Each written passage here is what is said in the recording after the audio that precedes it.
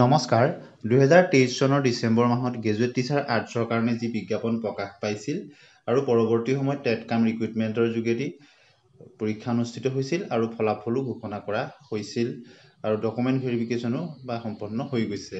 আৰু এই গোটেই প্ৰচেছটোৰ ওপৰত 26জন প্ৰাৰ্থীয়ে তেওঁলোকে গুৱাহাটী উচ্চ ন্যায়ালয়ত এটা গোচৰ তৰিছিল আৰু এই গোচৰটোত কি হৈছিল আপোনালোকে কেছ নাম্বাৰ স্ক্ৰীনত নিশ্চয় দেখিলে সেই সম্পৰ্কত আমি আলোচনা কৰিম 15 ছেপ্টেম্বৰৰ যি শুনানি আৰু মূল কথাখিনি আপোনালোকে দেখিছে ইয়াত 2 নম্বৰ পইণ্টত তিনিটা ইয়াত পেয়াৰ কৰা হৈছে পিটিশনৰ ফালৰ পৰা in this petition under article 226 of the constitution of India the petitioner has prayer for তেওঁলোকে কি পেয়াৰ কৰিছে issuing direction to the respondent authorities to publish the reject list of the candidates showing the grounds after each stage of the verification অৰ্থাৎ verification প্ৰক্ৰিয়াত যিসকল প্ৰাৰ্থী reject কৰা হৈছিল তেওঁলোকৰ গ্ৰাউণ্ড উল্লেখ কৰি ৰিজেক্ট লিষ্টৰ কথা কোৱা হৈছে প্ৰাৰ্থীসকলৰ তালিকা বিচাৰিছে প্ৰাৰ্থনা বিচাৰি পেয়াৰ জনাইছে দ্বিতীয়তে issuing direction to the respondent authority to eliminate those candidates whose names are appearing to different subjects আৰু বহুখিনি ক্যান্ডিডেটৰ দুটা সাবজেক্টত নাম আহিছে তেনে প্ৰাৰ্থীৰ ক্ষেত্ৰত এটাত ৰাখি অন্যটোৰ পৰা তেওঁলোকক এলিমিনেট কৰিবৰ কাৰণে পেয়াৰ জনোৱা হৈছে আৰু 3 নম্বৰটো issuing direction to the respondent authorities to fill up the remaining 1352 বাকি থকা 1352টা পোষ্টত ফিল আপ কৰিবৰ কাৰণে গ্ৰেজুৱেট টিচাৰৰ ক্ষেত্ৰত তেওঁলোকক পেয়াৰ জনোৱা হৈছে তিনিটা পেয়াৰৰ কথা কোৱা হৈছে 3 নম্বৰটো আপোনালোকে চাব মিস্টাৰ বৰঠাকুৰ তেওঁ যিখিনি যুক্তি দাঙি ধৰিছে that the advertisement it was clearly stated about the preparing stream of separate merit list arts science hindi sanskrit for graduate teacher arts separate merit list কথা উল্লেখ কৰা হৈছিল but subsequently a SOP dated 27/5/2020 was issued আৰু 27/5/2025 এখন SOP প্ৰকাশ পাইছিলে wherein it is stated that after completion of the verification process the general inspector of school will prepare a list of candidates who have been rejected showing the ground of the rejection আৰু সেই SOP অনুসৰি inspector of school বিলাকে verification প্ৰক্ৰিয়াত যিসকল প্ৰাৰ্থী reject হ'ব তেওঁলোকৰ ground ৰিজেকশ্যনৰ ground দেখুৱাই লিষ্ট প্ৰকাশ কৰিব বুলি উল্লেখ কৰা হৈছিল কোৱা হৈছে ক্লিয়াৰলি ষ্টেটেড তাত তেওঁলোকৰ গ্ৰাউণ্ডটো দেখুৱাই পেলাই কি কাৰণে ৰিজেক্ট কৰা হৈছে তাক পাব্লিছ কৰাৰ কথা কোৱা হৈছে publish by the authority being agreed by the such action of the part of the respondent authorities the petitioner have preferred this writ petition with the mention reliefs অৰ্থাৎ সেই তেওঁলোকে বিচাৰিছে যে তেওঁলোকৰ ৰিজেকশ্যন লিষ্টখন তেওঁলোকে বিচাৰিছে কি কাৰণত কোনসকল প্ৰাৰ্থী কিমান প্ৰাৰ্থীক কোনটো ষ্ট্ৰীমৰ ৰিজেক্ট কৰা হ'ল সেই কথাটো ইয়াত কোৱা হৈছে আৰু তাৰ এডভোকেট জেনেৰেল সন্মানীয় মিস্টাৰ শইকীয়া তেখেতে ইয়াৰ কাউণ্টাৰ দি তেওঁ নিজৰ যুক্তি সবল যুক্তি দাঙি ধৰিছিলে চৰকাৰী পক্ষৰ হৈ সন্মানীয় এডভোকেট জেনেৰেল শইকীয়া ছাৰে কি তেওঁ যুক্তি দিছিলে আপোনালোকে চাব per contra mister Saikia learned advocate general of Assam appearing for all respondent সকলো ৰেসপন্ডেন্ট সাবমিট ডেট তেওঁ কৈছিলে যে reliefs claim in the petition are not clear তেওঁলোকে কি ৰিলিফ বিচাৰিছে সেইটো স্পষ্ট নহয় that the petitioner have no locus to file the petition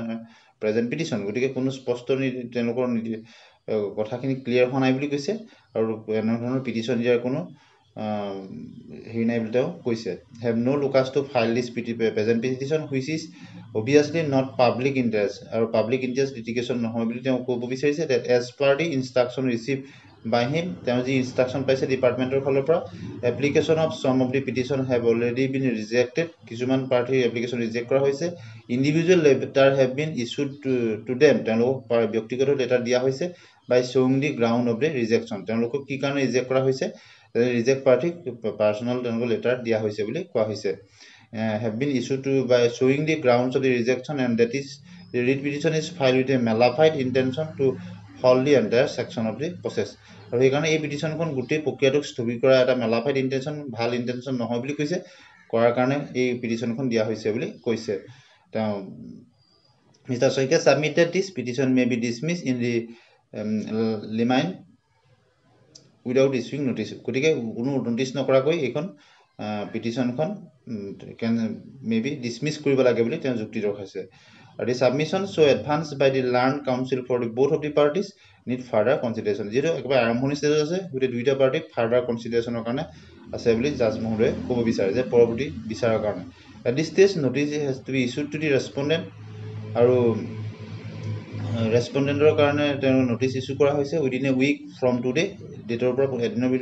এসপ্তাহৰ ভিতৰত ৰিটাৰ্ণ ইন 2 weeks আৰু 2 সপ্তাহৰ ভিতৰত সম্পূৰ্ণ সময়সীমা দিয়া হৈছে learned advocate general of the Assam has appeared and accepted the notice behalf of the state ৰেছপণ্ডেণ্টৰ হৈ তেওঁ ৰিচিভ কৰিব মিষ্টাৰ শইকীয়াই no formal notice is required to be issued formal notice দৰকাৰ নাই বুলি কৈছে আৰু পৰৱৰ্তী সময়ত list the matter after 2 weeks 2 সপ্তাহৰ পিছত মেটাৰটো লিষ্ট কৰিবলৈ কোৱা হৈছে ইন দি মিন টাইম একে সময়তে instruction of the receive by the learned advocate general of the Assam সন্মানীয় জেনেৰেল এডভোকেট জেনেৰেলৰ পৰা যিখিনি কথা গম পোৱা গৈছে চেল বি ব্ৰট টু ৰেকৰ্ডত আহিবৰ কাৰণে কোৱা হৈছে by filing an affidavit in the opposition আৰু অপজিশ্যনৰ কাৰণে তেওঁ এটা যিখিনি বক্তব্য তেওঁ দাঙি হৈছে এটা তেওঁ এফিডেভিটৰ যোগেদি জনাবৰ কাৰণে কোৱা হৈছে গতিকে গোটেই ডিটেইলছ কথাখিনি আমি ক'বলৈ চেষ্টা কৰিলোঁ আপোনালোকে দেখিছে পুনৰ 2 সপ্তাহৰ পিছত লিষ্ট কৰিবৰ কাৰণে কোৱা হৈছে আৰু 24/9/2025 পুনৰ কেছটো লিষ্টিং কৰা হৈছে আপোনালোকে নিশ্চয় স্ক্ৰীনত দেখিছে গতিকে আজিৰ এইটো ভিডিঅ'ত আমি এইখিনি কথা আপোনালোকক আগবঢ়ালোঁ আশা কৰা হৈছে যে পৰৱৰ্তী হিয়াৰিঙত এই সকলোখিনি কথা স্পষ্ট হৈ পৰিব আৰু পৰৱৰ্তী হিয়াৰিং হোৱাৰ লগে লগে যিখিনি আপডেট আমি পাওঁ আপোনালোকক জনাবলৈ চেষ্টা কৰিম গতিকে গ্ৰেজুৱেট টিচাৰ আৰ্টছৰ এই যি 15 তাৰিখৰ গুৱাহাটী উচ্চ ন্যায়ালয়ৰ যিটো গোচৰ আছিলে তাৰ হিয়াৰিঙৰ কিছু কথা আপোনালোকক আমি ক'বলৈ চেষ্টা কৰিলোঁ আপোনালোকে ই-কোৰ্টত গৈ এই কেছ নাম্বাৰটো মাৰি এই অৰ্ডাৰ কপিটো আপোনালোকে ডাউনলোড কৰি চাব পাৰিব ভিডিঅ'টো শেষলৈকে চোৱাৰ কাৰণে ধন্যবাদ